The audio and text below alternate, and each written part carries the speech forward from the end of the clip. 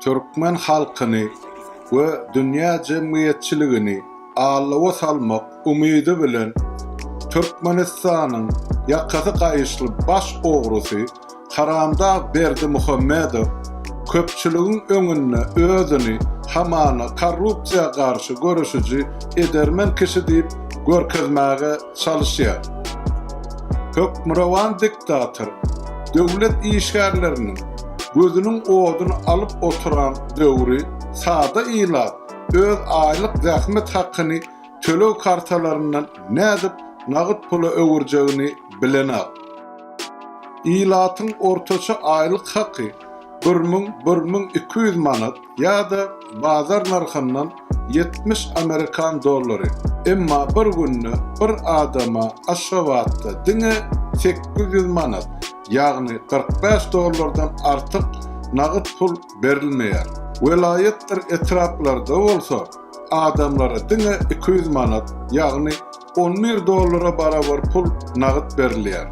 Bu sewdadan gelýän ähli girdeci berkarar sewda merkezinde ýerleşen nagyt pul alys-çalys terminallarynyň üstü bilen ýene-de haramdagyň ýegerleriniň jübesine girýär. Ol ýere gelen adamlar elbetde bu sewda merkezinden hep esli muktarda dürli harytlary hem satyn alýarlar.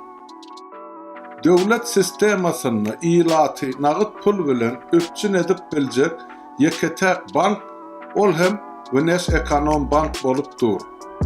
İlki bilene ol bankdan nagyt pul almak ansat işde.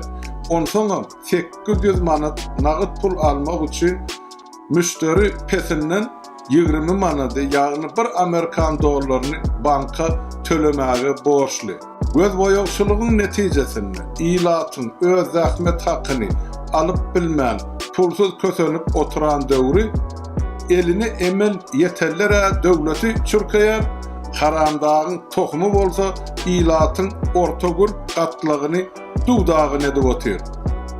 Halky talamak maksady bilen haramdagyň gurnaýan bu hokdasy korrupsiýa ýagny paraxorlugy garşy görüş diýilip atlandyrylýar. Ey Ilahi Emine